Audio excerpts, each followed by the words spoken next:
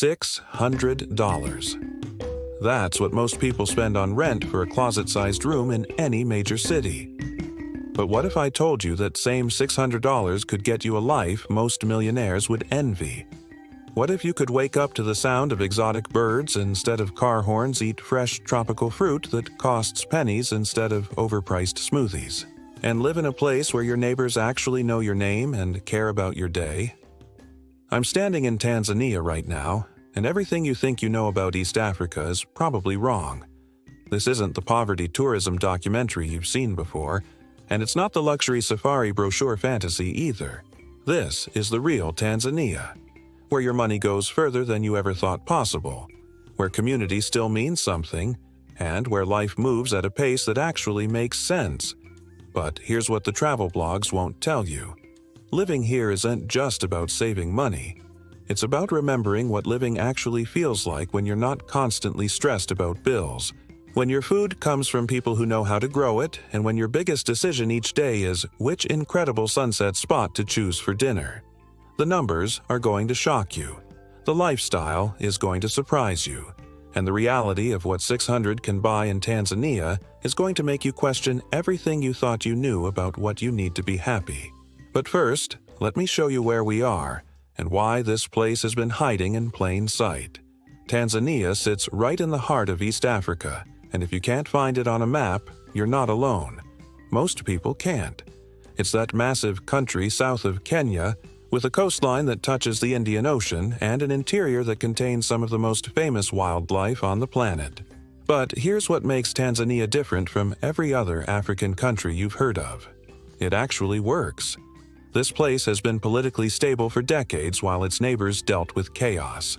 It has over 120 different tribes that somehow get along peacefully. And it has an economy that's growing while maintaining the kind of social structures that make daily life actually pleasant instead of constantly stressful. The geography alone tells you this isn't your typical African experience. You've got Mount Kilimanjaro, the highest peak in Africa, sitting next to some of the most fertile farmland on the continent. You have the Serengeti, where millions of animals migrate every year in patterns that haven't changed for millennia. And then you have Zanzibar, this incredible island off the coast where Arabic, African, and Indian cultures have been mixing for centuries to create something completely unique. But the real magic happens in places tourists never see. Dar es Salaam, the largest city, is this fascinating blend of African energy and Indian Ocean chill. It's got the hustle of Lagos, but without the aggression. It's got the diversity of New York, but without the attitude. People here work hard, but they also understand that work isn't the only thing that matters. Arusha, up north near the safari parks, feels like what would happen if you took a European mountain town and dropped it into Africa. Clean streets, good coffee, incredible views, and a social scene that revolves around actual conversation instead of staring at phones. This is where a lot of expats end up, and once you see it, you understand why. The cultural complexity is what really sets Tanzania apart. You have coastal Swahili culture that's been shaped by centuries of Indian Ocean trade. You have highland farming communities that have developed sustainable agriculture practices over thousands of years. You have pastoral tribes that still live in harmony with wildlife. And somehow, all of these different ways of life coexist peacefully under one government that actually functions. Julius Nyerere, Tanzania's first president, created something called African socialism that emphasized community cooperation over individual competition. That philosophy is still visible everywhere, in the way people share resources, in the way communities solve problems together, and in the way strangers help each other without expecting anything in return. But enough theory. Let's talk about what this means for your wallet, because the cost of living here is going to change everything you think you know about what money can buy. Let's get straight to the numbers, because this is where Tanzania stops being interesting and starts being life-changing. I've been tracking every expense for months, talking to locals and expats, and the reality is even better than the theory. Housing is where your mind will be blown. In Dar es Salaam, A decent one-bedroom apartment in a safe neighborhood with running water and electricity costs between $150 to $250 per month. Not per week, per month. These aren't slums or dangerous areas. These are normal residential neighborhoods where families live, where kids play in the streets, and where you can walk around at night without worry. In smaller cities like Arusha or Mwanza, that same money gets you something even better. We're talking two-bedroom places with gardens, reliable internet, and sometimes even swimming pools.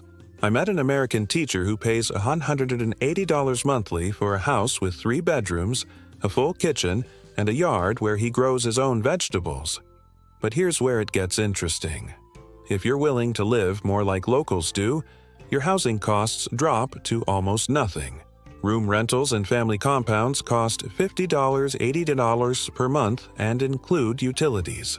You get your own space, but you're part of a community. Kids playing in the courtyard, neighbors sharing meals, and that sense of belonging that's disappeared from most Western cities. Food costs will make you angry at grocery stores back home. A full week of fresh produce, mangoes, avocados, tomatoes, onions, leafy greens, costs about $8.12. And this isn't sad, wilted produce.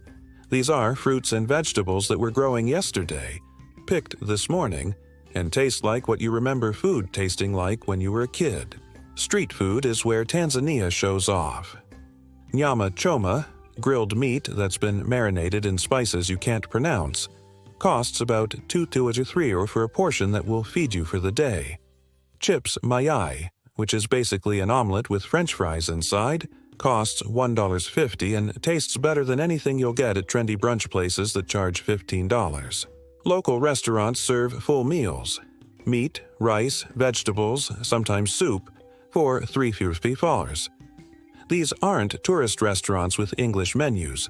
These are neighborhood places where office workers eat lunch, where families go for dinner, and where the food is prepared by people who learned to cook from their grandmothers. Transportation costs are so low they're almost not worth mentioning. Dala-dalas, the shared minivans that connect every part of every city, cost about 30 to 50 cents per ride. Utilities deserve special mention because they work better than you'd expect.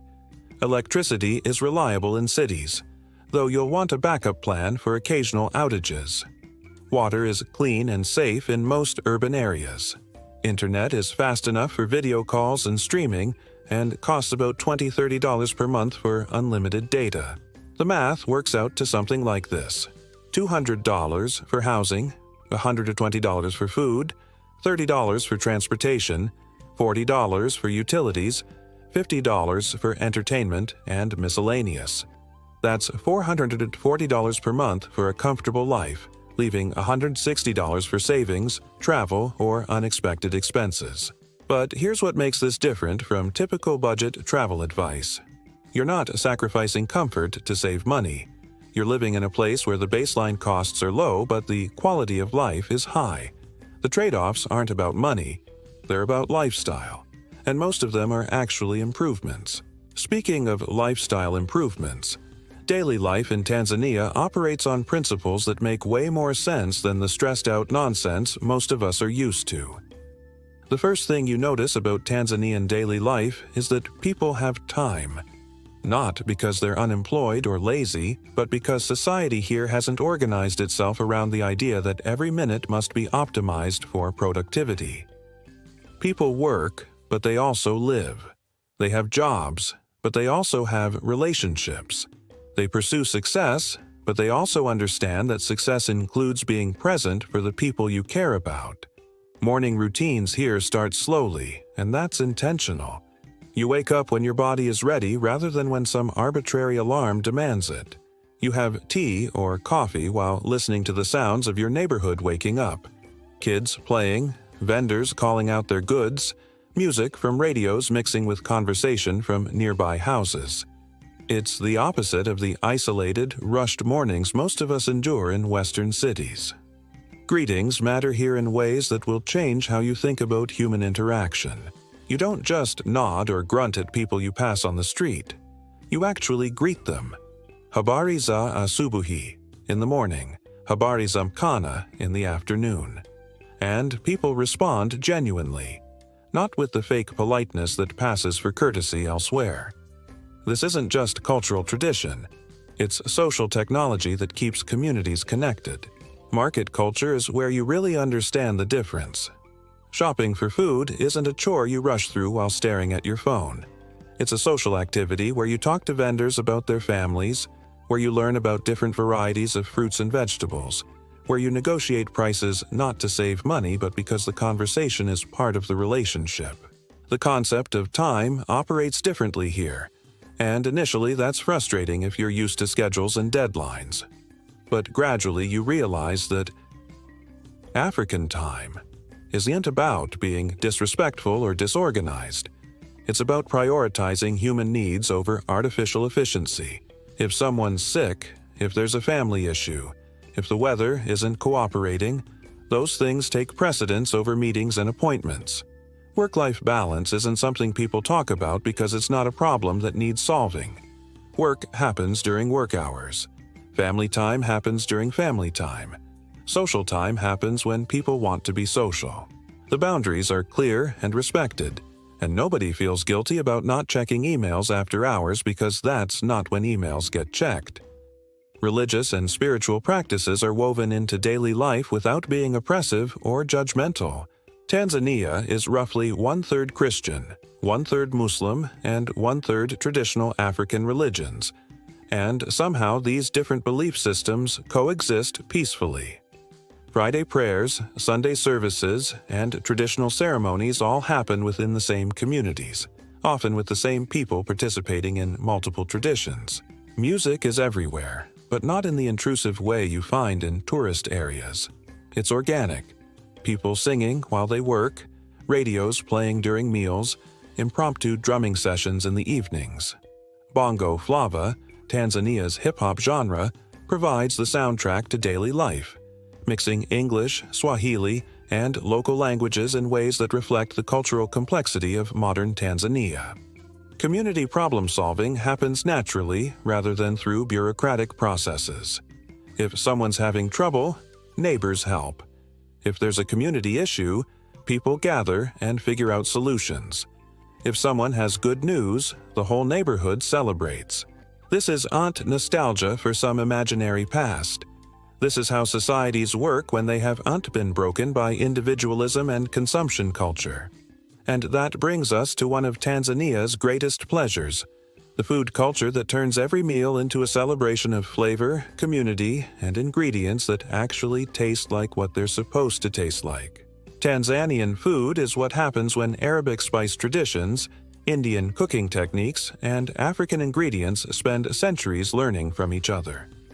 The result is a cuisine that's completely distinctive but instantly appealing, familiar enough to feel comfortable, exotic enough to be exciting, and cheap enough that you can eat like royalty on a budget that wouldn't cover lunch in most Western cities. Let's start with nyama choma, which translates to grilled meat, but doesn't capture the magic of what actually happens when Tanzanian cooks apply fire to properly seasoned beef, goat, or chicken. The meat gets marinated in combinations of ginger, garlic, coriander, and spices that vary by region and family tradition. Then it's grilled over charcoal that adds smokiness you can't replicate with gas grills. The result is meat that's crispy outside, tender inside, and flavored in ways that make American barbecue seem like a rough first draft. Ugali deserves explanation because it's the foundation of Tanzanian cuisine, and probably unlike anything you've experienced. Made from cornmeal cooked into a thick, moldable consistency, ugali serves as both plate and utensil. You pinch off pieces, shape them into small bowls, and use them to scoop up stews, vegetables, and meat. It's filling, nutritious, and practically free. A pound of cornmeal costs about 50 cents and feeds a family for days. But the real revelation is Zanzibar cuisine, where centuries of Indian Ocean trade created flavor combinations that would make fusion restaurant chefs weep with envy. Pilau rice cooked with cardamom, cinnamon, and cloves. Coconut curries that balance spice with sweetness. Seafood prepared with techniques borrowed from Arabic, Persian, and Indian traditions, but adapted to local ingredients and tastes. Street food culture here operates on a completely different economic model than what you're used to. Vendors aren't trying to maximize profit on each transaction. They're building relationships with regular customers who eat from them daily. This means quality stays high, prices stay reasonable, and you get treated like family rather than like a walking wallet. Chips mayai might sound like a weird combination. French fries cooked inside an omelet. But it works in ways that make you question why this isn't available everywhere. The chips get crispy edges from the egg. The egg gets flavored by the spices used on the potatoes, and the whole thing costs about $1.50 for a portion that keeps you full for hours. Tropical fruit here ruins you for tropical fruit everywhere else. Mangoes that are so sweet and flavorful you understand why people write poetry about fruit. Avocados that are creamy and rich without needing any additions. Passion fruit that actually tastes passionate. Coconuts that provide both sweet water and rich meat. All of this costs pennies compared to sad, imported versions in Western supermarkets. Coffee culture in Tanzania focuses on quality over presentation. This is, after all, where some of the world's best coffee grows. But instead of $6 lattes with foam art, you get strong, flavorful coffee served in simple cups at prices that make daily coffee drinking affordable rather than a luxury expense. Coffee houses are social spaces where people actually talk to each other rather than staring at laptops.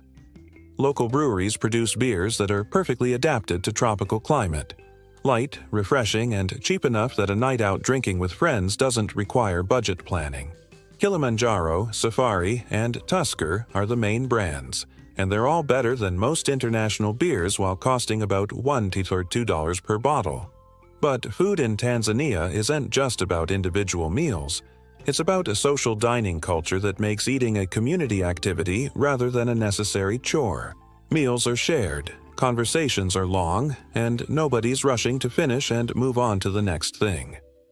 And speaking of social culture, Tanzania's approach to relationships, dating, and gender roles offers insights that challenge assumptions about traditional versus modern ways of organizing society. Dating and relationships in Tanzania operate according to cultural rules that are simultaneously more traditional and more practical than what you'll find in most Western countries. This isn't some backward patriarchal system, but it's also not the confusing mess of modern dating apps and unclear expectations that make romance so complicated elsewhere.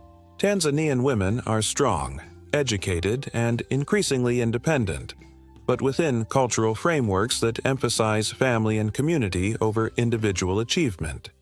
Many work professional jobs, run businesses, and make family decisions, but they also maintain connections to extended families and traditional support systems that provide security and meaning that pure individualism can't match.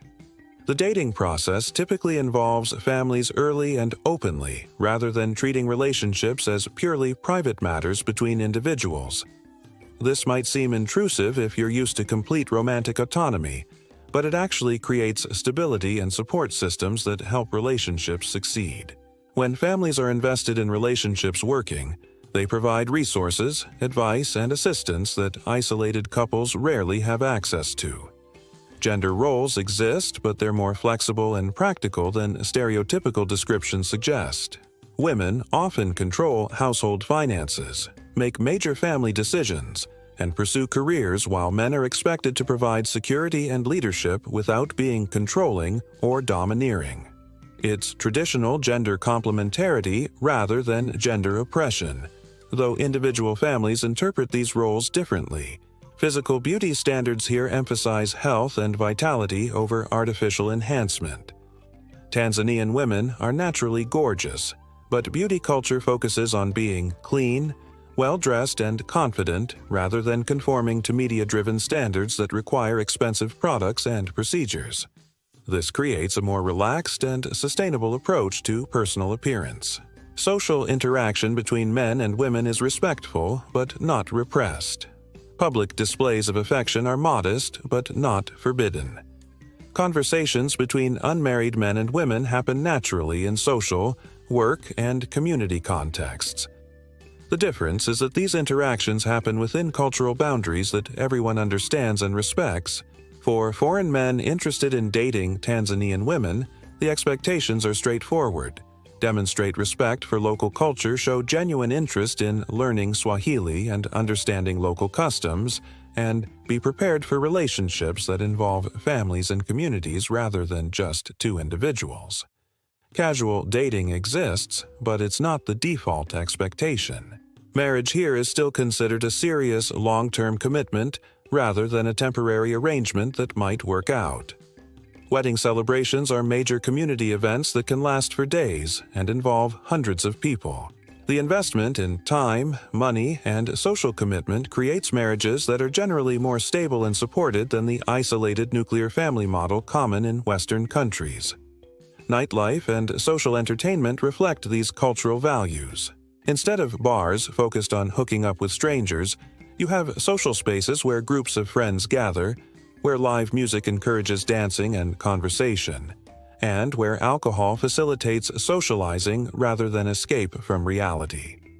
Young people here balance modern opportunities with traditional values in ways that seem to work better than either pure traditionalism or complete modernism. They use technology but aren't enslaved by it. They pursue education and careers but maintain family connections. They enjoy entertainment and leisure but within social contexts that provide meaning and community. But beyond dating and social relationships, Tanzania's festival and celebration culture reveals how societies can maintain traditions while adapting to modern realities. Tanzanian festivals operate on the principle that celebration is a community responsibility rather than individual entertainment. These aren't events you buy tickets to watch. They're cultural expressions you participate in, whether you're born here or just visiting. The difference changes everything about how celebration feels and what it accomplishes. The Zanzibar International Film Festival, held every July, transforms Stone Town into an outdoor cinema where African filmmakers showcase stories that never make it to international distribution. But this isn't a pretentious art film festival where people wear expensive clothes and network. It's a community celebration where locals and visitors watch movies together under the stars, discuss African storytelling traditions, and discover films that change how you think about African creativity and innovation. Traditional wedding celebrations can last for weeks and involve entire villages. These are destination wedding productions designed for social media. They're community commitments where everyone contributes labor, food, music, and support to ensure the couple starts married life surrounded by resources and relationships that will help them succeed. As a visitor, you might randomly get invited to wedding festivities that provide more authentic cultural immersion than any organized tour. Religious festivals here reflect Tanzania's remarkable religious diversity without the tension that characterizes religious differences elsewhere. Eid celebrations in Muslim communities welcome non-Muslims to join the feasting and celebration. Christmas celebrations in Christian communities include Muslims and traditional believers. Traditional harvest festivals incorporate elements from all religious traditions. The result is cultural celebration that brings communities together rather than dividing them. Music festivals happen organically rather than as commercial enterprises. When local musicians want to perform, communities organize events that feature multiple genres: traditional drumming, modern Bongo Flava, imported reggae and hip-hop, and fusion experiments that combine different traditions. These events are funded by community contributions rather than corporate sponsorship, which keeps them authentic and accessible. Ramadan in Tanzania provides insight into how religious observance can strengthen rather than burden communities. During fasting hours, the pace of life slows to accommodate people who aren't eating or drinking. After sunset, neighborhoods organize communal iftar meals where everyone, Muslim and non-Muslim, is welcome to share food and conversation. It's religious practice that creates inclusion rather than exclusion. Traditional coming-of-age ceremonies for different tribes happen throughout the year and provide opportunities to witness cultural traditions that have survived centuries of change. These are not tourist performances. They're genuine cultural practices that mark important transitions in young people's lives. Being invited to observe or participate is an honor that provides deep insight into values and beliefs that shape Tanzanian society. Harvest festivals celebrate specific crops and regions throughout the year. Coffee harvest celebrations in the Kilimanjaro region, rice festivals in coastal areas, and fruit festivals wherever specific varieties ripen. These events combine cultural celebration with practical education about agriculture, nutrition, and seasonal eating that connects people to food sources in ways most urbanized populations have lost. Independence Day celebrations in December reflect national pride without the militaristic displays that characterize national holidays in many countries. The focus is on cultural performances, food, and community gathering rather than showing off military hardware. It's patriotism expressed through celebration of cultural diversity and community cooperation rather than power and dominance. But beyond human celebrations, Tanzania offers access to natural phenomena and wildlife experiences that remind you how remarkable the natural world can be when it's not completely dominated by human development. Tanzania's wildlife situation is complicated, and the reality is both more hopeful and more challenging than the nature documentaries suggest.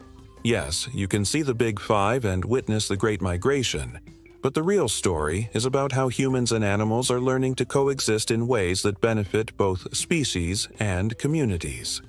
The Serengeti ecosystem extends far beyond national park boundaries, and understanding this changes how you think about conservation. Local Maasai communities have been living alongside wildlife for centuries, developing practices that allow both human communities and animal populations to thrive. Their traditional grazing patterns actually support wildlife migration routes, and their cultural values emphasize coexistence rather than domination of natural resources. But here's what's really interesting. You don't need expensive safari tours to experience Tanzania's wildlife. Walking through rural areas, you'll encounter monkeys, exotic birds, and smaller animals that are just as remarkable as the famous megafauna but cost nothing to observe. The country has incredible biodiversity that extends far beyond what makes it into wildlife documentaries. Ngorongoro crater represents something unique in global conservation, a place where indigenous communities, wildlife, and tourism coexist within the same boundaries. The Maasai who live within the crater area maintain traditional lifestyles while contributing to conservation efforts and benefiting from tourism revenue. It's not perfect, but it's a working model of sustainable coexistence that offers hope for other conservation challenges. Community-based conservation projects throughout Tanzania demonstrate how local communities can become wildlife protection stakeholders rather than obstacles to conservation. When communities benefit economically from wildlife tourism, when they're involved in conservation decisions, and when their traditional knowledge is respected and incorporated into management plans, conservation outcomes improve dramatically. The bird life in Tanzania is spectacular and accessible to anyone with patience and interest. Over 1,000 species live here, including many that exist nowhere else. You do not need expensive equipment or guided tours. You just need to pay attention to the incredible variety of birds that share space with human communities. From tiny sunbirds that visit flowering trees in urban areas to massive hornbills in rural forests, the diversity is remarkable. Marine conservation around Zanzibar and the coastal areas presents different challenges and opportunities. Coral reefs provide livelihoods for fishing communities, but also face threats from climate change and development pressure. Community-based marine conservation projects train local fishers in sustainable practices while developing alternative income sources through tourism and aquaculture. But the most impressive thing about Tanzania's approach to wildlife conservation is how it integrates human needs with environmental protection. Rather than treating conservation as something that requires excluding people from natural areas, Tanzanian conservation increasingly focuses on finding ways for people and wildlife to benefit from shared landscapes.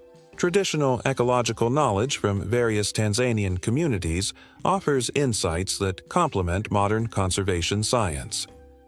Tribal communities have detailed understanding of animal behavior, migration patterns, and ecosystem relationships that have been developed over centuries of careful observation.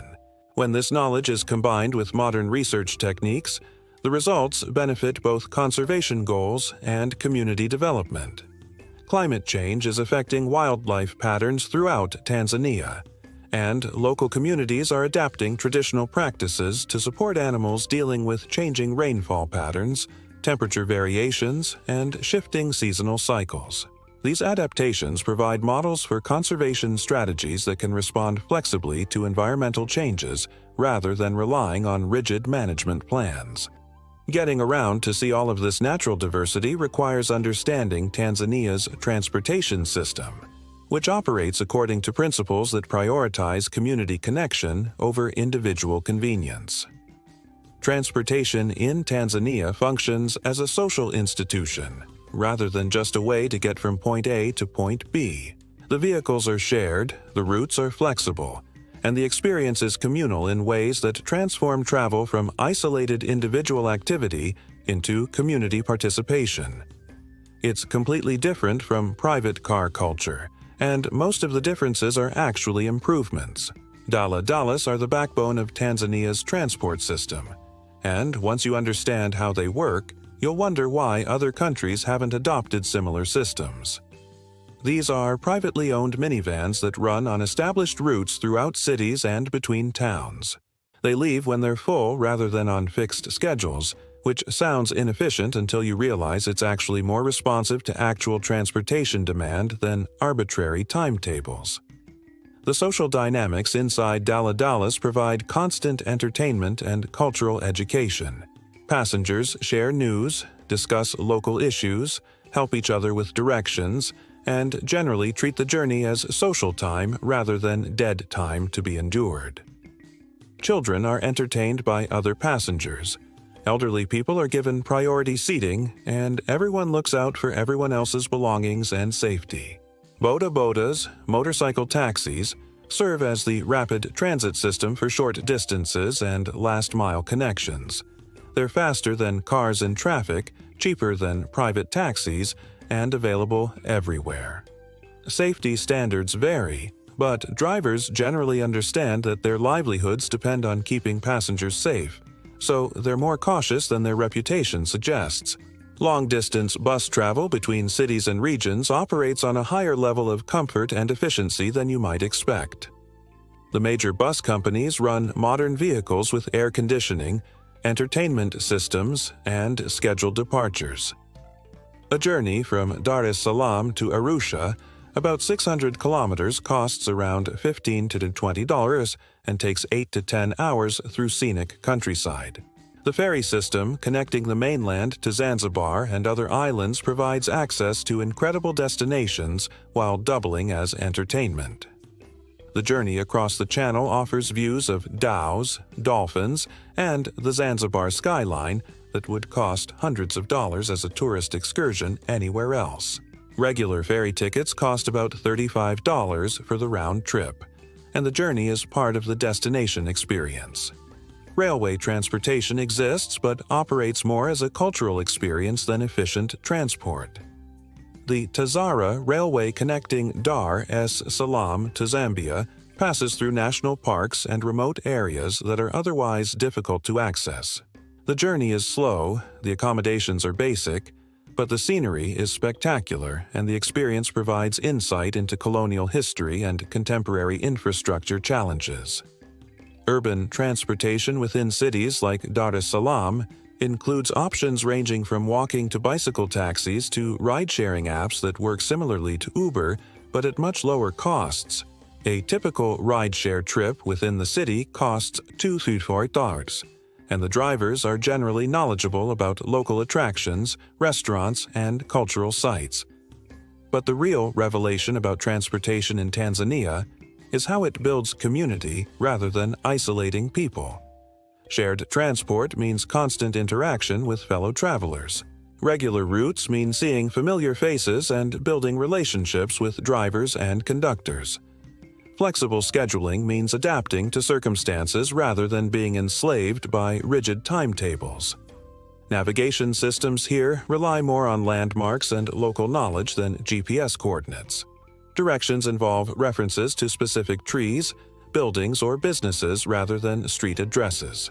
This sounds primitive until you realize it creates navigation systems that are more resilient and community-connected than digital systems that fail when technology does not work. Traffic patterns in Tanzanian cities follow informal rules that prioritize cooperation over competition. Drivers help each other navigate. Pedestrians and vehicles share road space cooperatively, and traffic problems are solved through communication rather than aggression. It's not perfectly efficient, but it's more humane than traffic systems based on individual competition for road space. However, all this community-oriented transportation assumes basic health and safety standards that visitors need to understand before depending on local systems. Healthcare in Tanzania presents a mixed picture that requires practical understanding rather than idealistic expectations or pessimistic assumptions. The system works for basic needs and preventive care, but serious medical issues require planning and sometimes travel to facilities with better equipment and specialized expertise. Public health care provides basic services at minimal cost, but quality and availability vary significantly between urban and rural areas. In cities like Dar es Salaam and Arusha, public hospitals offer competent care for routine issues, emergency treatment, and common medical problems. The staff is generally well-trained, facilities are clean, and costs are extremely low by international standards. Private healthcare fills gaps in the public system and provides faster service and more comfortable facilities for those who can afford slightly higher costs. Private clinics and hospitals in major cities offer medical care that meets international standards for most conditions. Many doctors have international training, speak English, and charge fees that are reasonable even for budget-conscious expats. Malaria prevention requires consistent attention, but isn't the overwhelming concern that some travel warnings suggest. Most urban areas have effective mosquito control programs. Bed nets are widely available and affordable, and prophylactic medications are accessible through local pharmacies. The key is developing sustainable prevention habits rather than relying on short-term tourist precautions. Dental care in Tanzania is surprisingly good and remarkably affordable. Many dentists have international training, equipment is modern, and procedures that cost thousands of dollars elsewhere cost hundreds here. Some expats specifically travel to Tanzania for dental work that combines quality care with vacation costs. Traditional medicine operates alongside modern health care and provides insights into healing practices that have been developed over centuries. Many Tanzanians use both traditional and modern medical approaches depending on the condition and circumstances. Traditional healers often have extensive knowledge of local medicinal plants and holistic treatment approaches that complement modern medical care. Pharmacy services are widely available and well-regulated. Most common medications are available without prescription. Prices are low, and pharmacists are knowledgeable about proper usage and potential interactions. This system requires more personal responsibility for medication decisions, but provides greater access to treatments that might require expensive doctor visits elsewhere. Mental health services exist, but follow different cultural models than Western psychological approaches. Community-based mental health support through family networks, religious communities, and traditional healing practices often provides more comprehensive support than individual therapy.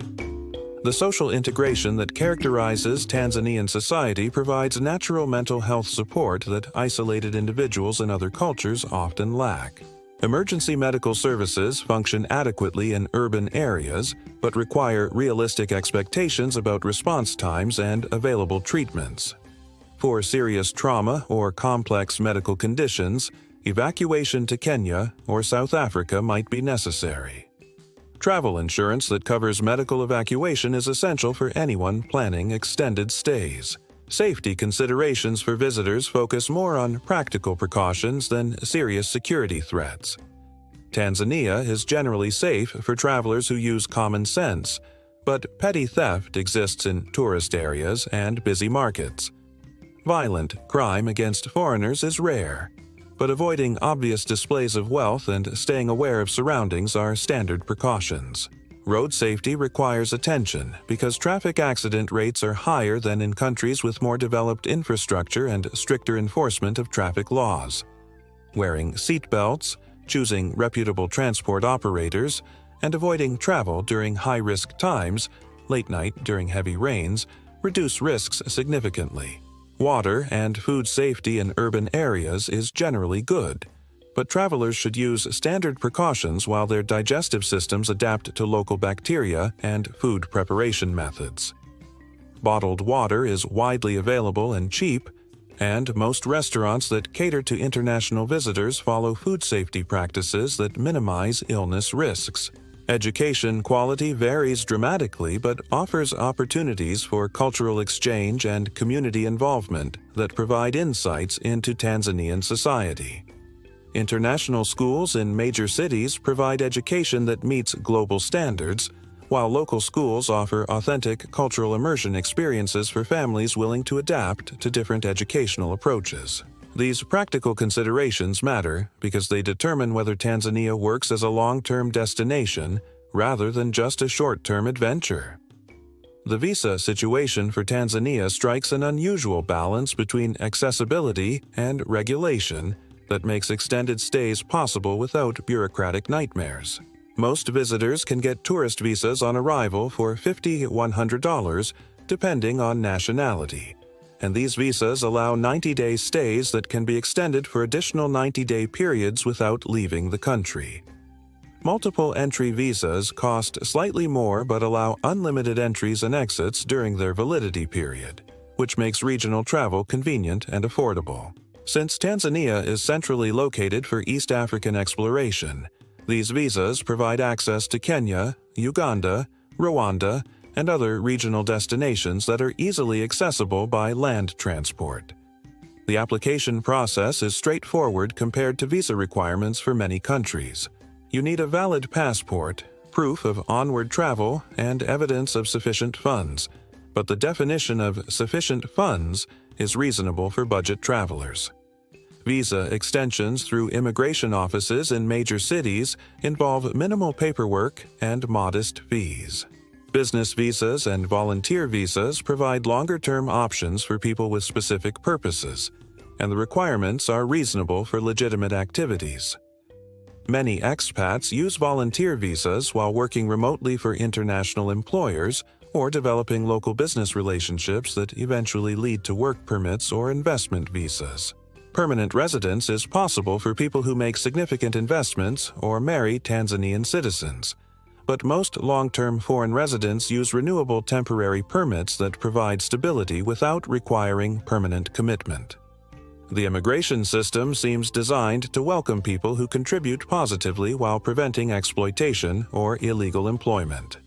The expat community in Tanzania is diverse and welcoming without being isolated from local culture.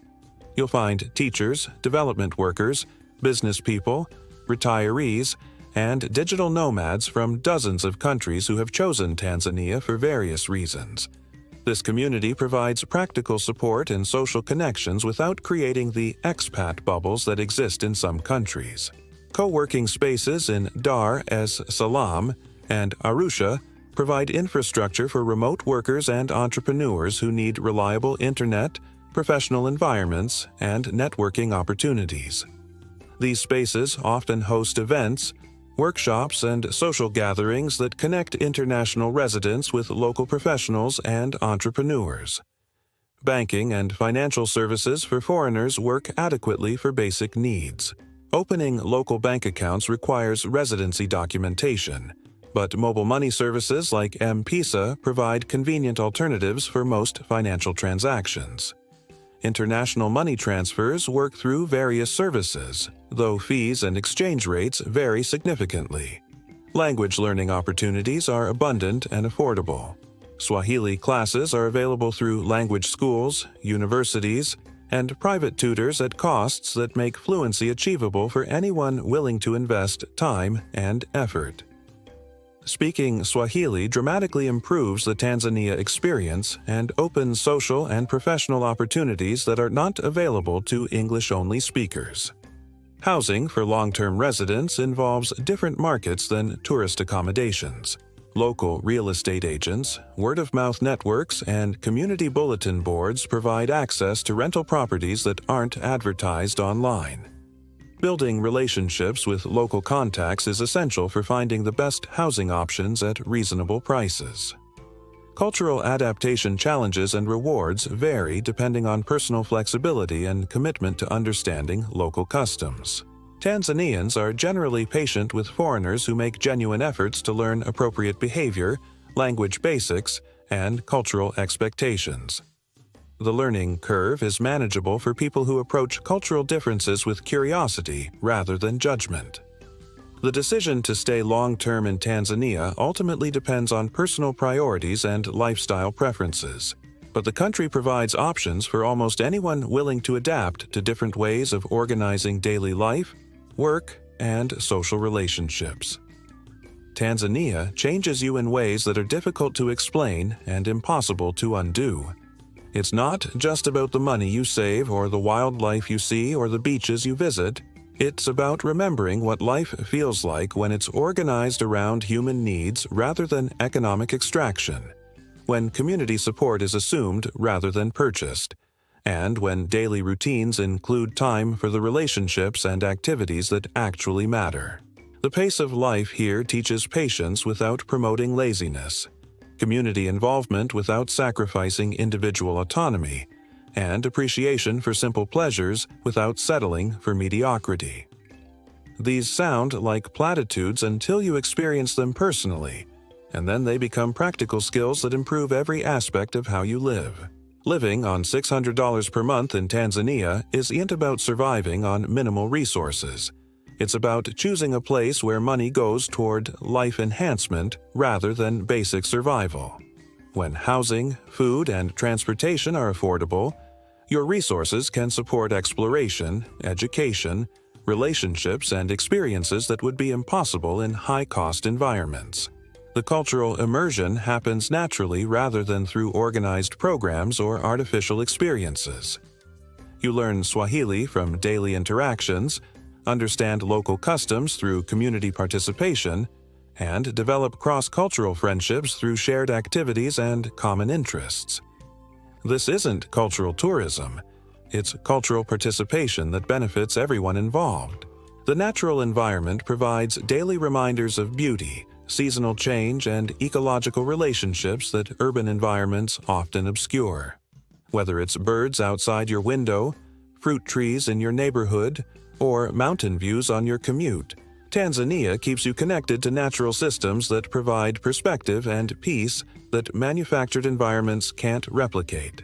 But perhaps most importantly, Tanzania offers hope for different ways of organizing societies that prioritize human flourishing over economic efficiency. The traditional values that emphasize community cooperation, environmental stewardship, and intergenerational responsibility provide models for addressing problems that purely individualistic societies struggle to solve. The challenges here are real: infrastructure limitations, bureaucratic inefficiencies, and economic constraints that affect daily life in practical ways. But these challenges are balanced by social resources, cultural wealth, and natural beauty that compensate for material limitations in ways that matter more than you might expect.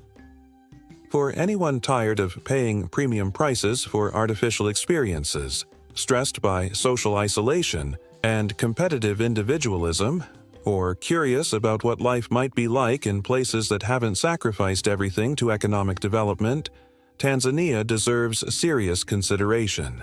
Not as a temporary escape or exotic adventure, but as a legitimate option for people seeking lives that prioritize meaning over money, community over consumption, and authentic experience over manufactured entertainment. The $600 budget isn't just about affordability. It's about discovering that happiness and fulfillment don't require the massive financial resources that high-cost societies demand. Tanzania proves that good living is possible on modest means when societies organize themselves around human values rather than economic abstractions. This isn't about poverty tourism or romanticizing developing world conditions. It is about recognizing that Tanzania has achieved something remarkable, a society that maintains cultural traditions while adapting to modern realities, that welcomes outsiders while preserving local identity, and that provides good lives for its people without destroying the environmental and social resources that make good lives possible. The hidden side of Tanzania isn't poverty or struggle. It's abundance of the things that actually matter and scarcity of the things that make life stressful elsewhere. For $600 per month, you didn't just get a place to live. You get a completely different understanding of what living can be when it's done right.